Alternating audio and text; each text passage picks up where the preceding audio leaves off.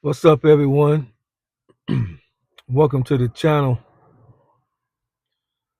I just want to communicate my thoughts this morning. Well, this is morning when I'm making this video. I had a thought that came to my mind. It's not what it seems, or it's not what it looks like. One of the two.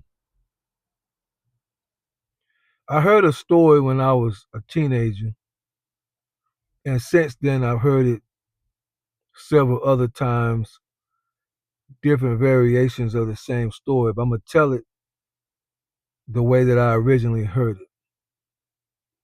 And the story goes that a woman in her 30s or so was about to fry some ham in the kitchen with her mother. And the woman that was in her 30s, before she put the ham in the frying pan, she cut off some of the edges of the ham, good portion of it, put it in the pan, and began to fry it. And her mother asked her, "Why did you waste so much ham cutting off the edges like that? You wasted good ham. Why did you do that?" And the daughter replied, "Because growing up, I remember seeing you cut off the edges of the ham, so I've been doing it ever since." And the older mother replied, "Sweetie, I did that because the pan that I was using was so small, the only way to get it to fit, I had to cut off the edges. It's not what it seems. It's not what the daughter thought. The daughter probably thought that there was something about the ham that needed the edges to be cut off before you make it. She never asked the mom. She just watched what her mom did and then repeated it in her own life, only to find out years later it's not what she thought it was. The job that I have, operating a trash truck, driving from the right side, using a joystick to operate an arm that will grab the trash can, dump it into the truck, and set the can back down. And many times people will be in the yard, on the porch, getting out the car, and they'll look at how smooth I did it. And they'll say, "Man, you got it made. I need a job like that." All you got to do all day long is play with a joystick. I need to get me a job like that. Bruh, life easy for you. You got the best job in the world. You get to ride around all day. You don't have to get out and manually handle the trash like they did back in the day. You got it made. I want a job like that. What do I have to do to get a job like that? They're watching how smooth I am with my job. They're not taking into consideration I've been doing this job almost 17 years. They're not taking into consideration that waste management has strict policies where you can't talk on the phone or have the phone in your hand at all while you're driving. They're not taking into consideration that you can't eat or drink while you're driving. They're not taking into consideration that your seatbelt must be on 100% of the time. They're not taking into consideration that there are several cameras that monitor what I do at all times. They only seeing the smoothness of how I operate the trash can when I got to their house. But if they knew the efficiency that I have to keep in order to keep my job, if they knew what I had to do to make sure that my truck is operating in a fashion that it can every day, or else it will come back on me. If they knew, it's not what it seems.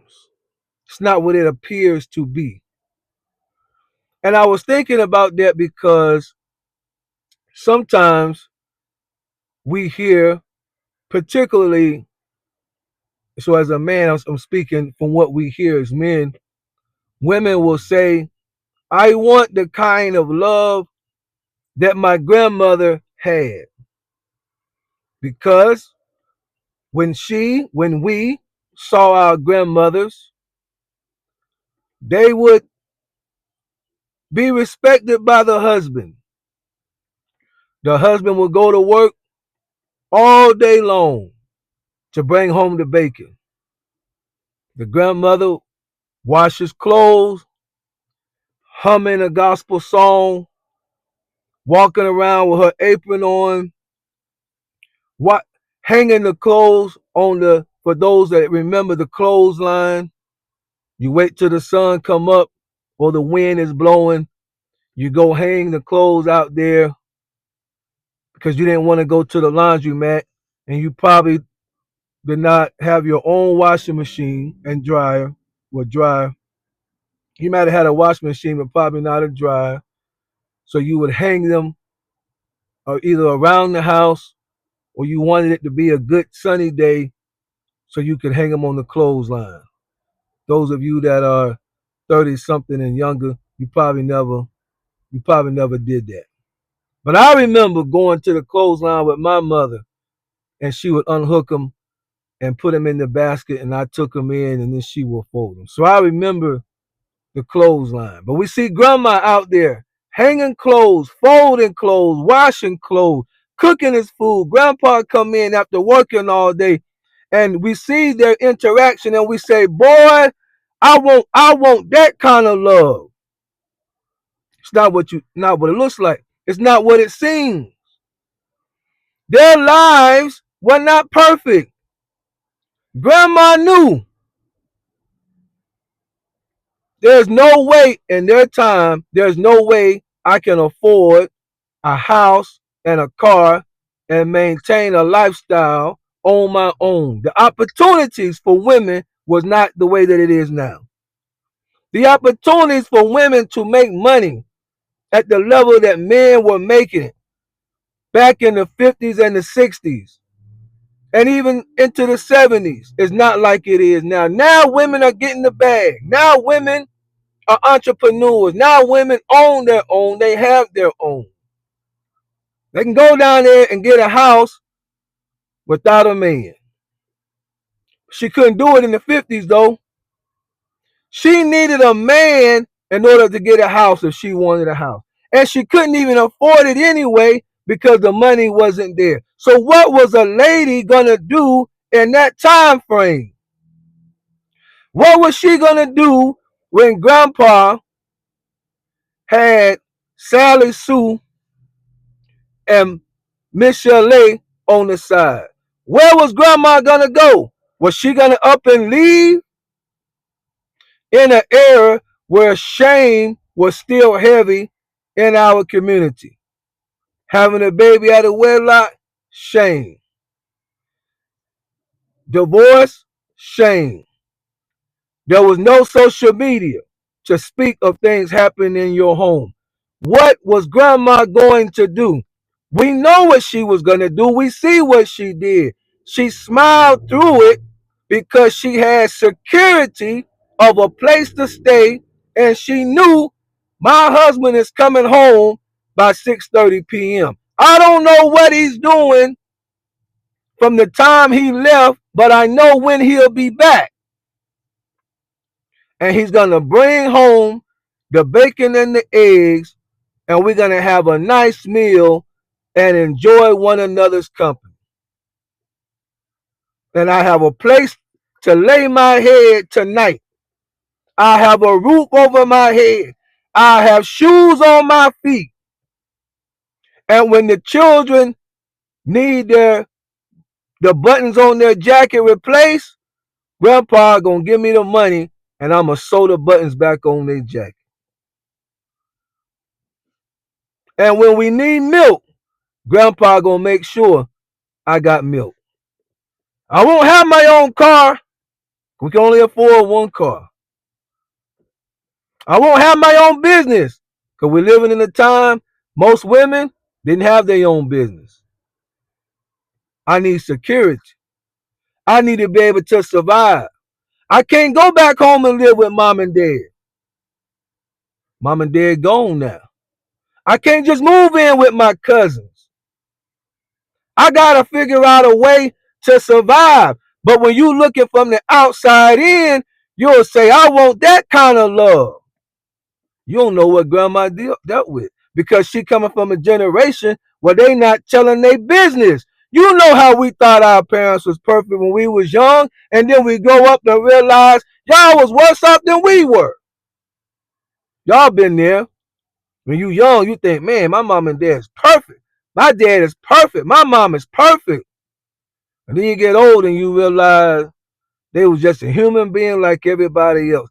Things are not always what it seems.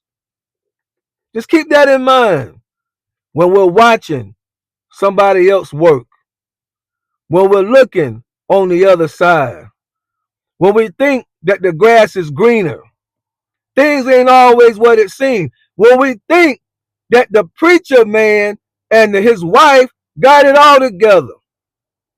She come in on Easter Sunday with her yellow dress on and her big hat, her makeup and everything is just right. Her heels is on, her toes is done, and she's stunning.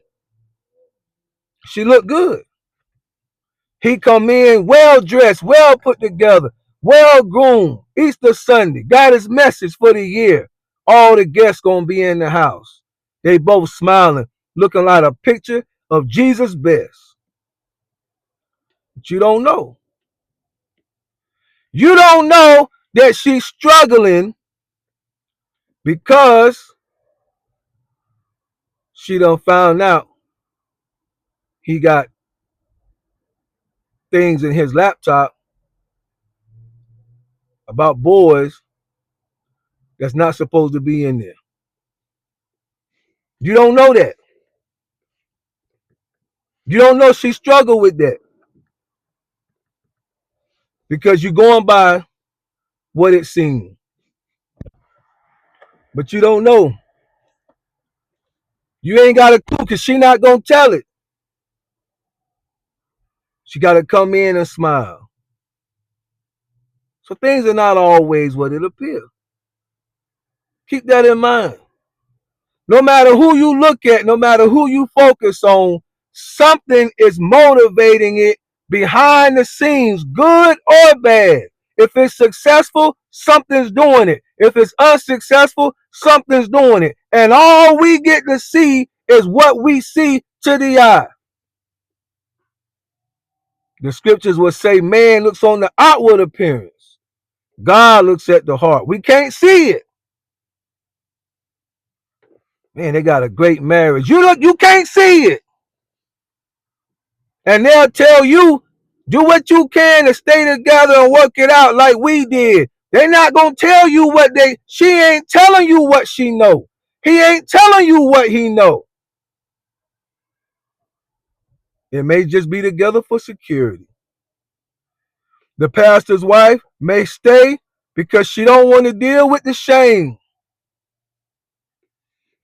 She may hang in there. Just keep that in mind. And it's not always negative. Just remember, things are not always the way they appear. Don't be fooled. Don't be fooled. And the next time you see mom or grandma cutting the edges off the ham, before you try that trick for the next 20 years in your family, ask the question, why are you doing that. Capiche? Be blessed.